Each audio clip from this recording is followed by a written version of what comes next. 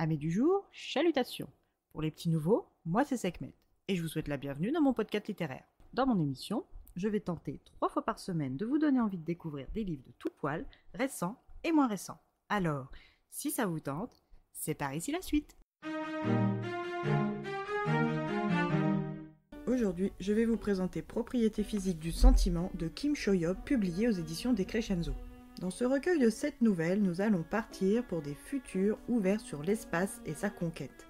Nous commençons le voyage aux côtés de Daisy, une adolescente curieuse de son monde. Traditionnellement, sur sa planète, les jeunes partent pour la Terre originelle lors d'un pèlerinage d'1 an. Cette expérience est une sorte de rite de passage à l'âge adulte, comme chez certaines civilisations qui incitent ces jeunes à tuer un animal sauvage carnivore ou d'autres qui obligent les siens à marcher pieds nus sur des charbons ardents. Chaque enfant attend ce moment avec impatience et fébrilité, car personne ayant fait le voyage ne répond à leurs interrogations, augmentant ainsi leur niveau d'appréhension et d'envie. Daisy a aimé, comme les autres, participer aux préparatifs de retour des pèlerins en confectionnant des bouquets. Mais cette année, elle a été surtout touchée par le nombre de bouquets non distribués, synonyme de non-retour des pèlerins, et aussi et surtout par l'un d'eux pleurant toutes les larmes de son corps à l'écart des festivités.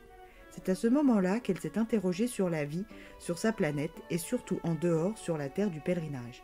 À partir de là, elle a commencé à tourner autour de la bibliothèque secrète de leur planète. Un gardien invisible protège l'accès à cette source de savoir activement. Mais Daisy, qui est autorisée à s'occuper des plantes, se rapproche de son objectif et finit par oser interroger la végétation.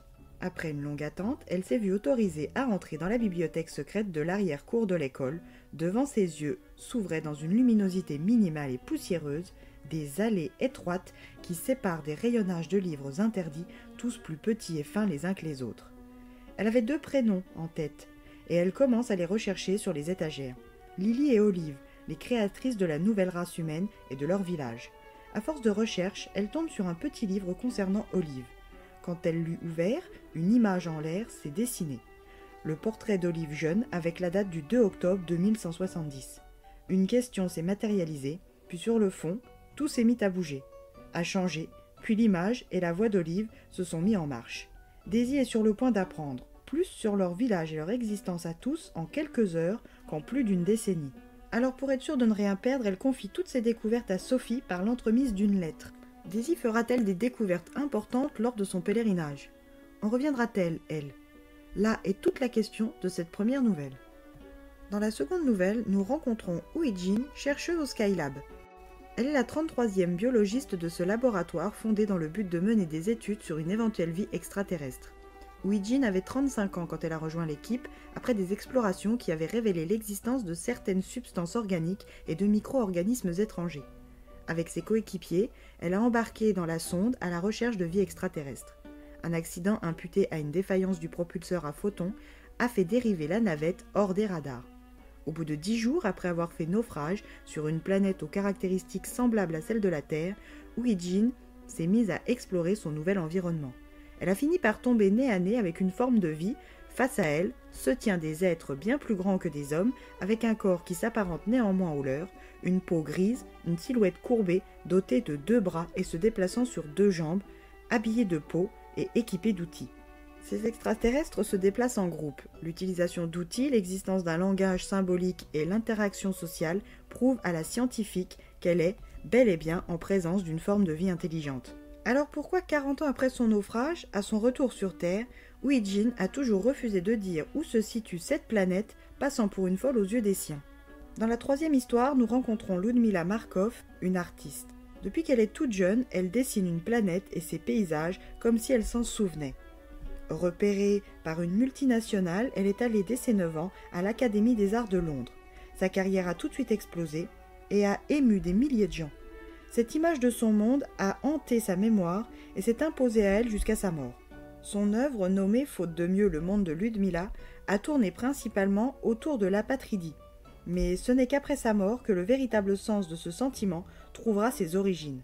Là où ses contemporains pensaient que son enfance moscovite, stoppée par ses études d'art londoniennes, avait justifié ce manque de patrie, une chercheuse directrice du laboratoire d'interprétation de l'activité cérébrale de Séoul, Yeon Subin, est sur la voie quand la planète de Ludmila avait été réellement découverte. Que vont révéler ces recherches? Le travail de Ludmila est-il juste le fruit d'une imagination foisonnante ou les réminiscences d'un passé? Dans la 4e aventure, nous rencontrons Anna, une scientifique à la retraite, qui recherche désespérément à rejoindre son mari et son fils sur la 3e planète du système Slamphonia.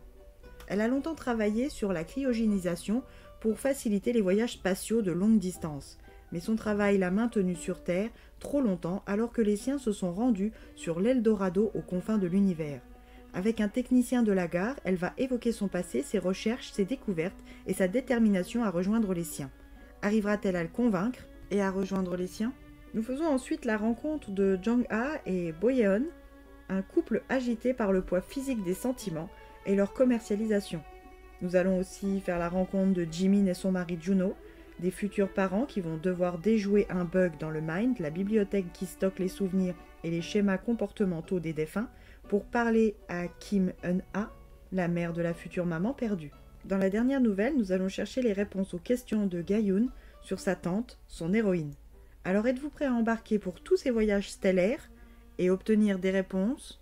Si oui, il ne vous reste plus qu'à acheter ce livre.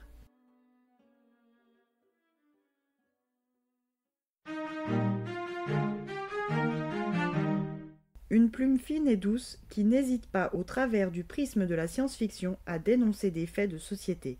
Cette nouvelle tournée vers les étoiles et l'infini qui nous donne de la matière à réfléchir. Et bien voilà, j'en ai fini pour aujourd'hui. J'espère que cet épisode vous aura plu, malgré ma voix enrouée, et vous aura encore donné des nouvelles idées de lecture. Si vous souhaitez découvrir d'autres petits bonbons littéraires tout droit sortis de ma bibliothèque, je vous retrouve le mardi 18 février prochain pour un nouvel épisode. Et si d'ici là, je vous manque de trop, n'hésitez pas à me rejoindre sur mon compte Instagram, @leslectures de Sekhmet. Sur ce, chalut les amis, et à la prochaine!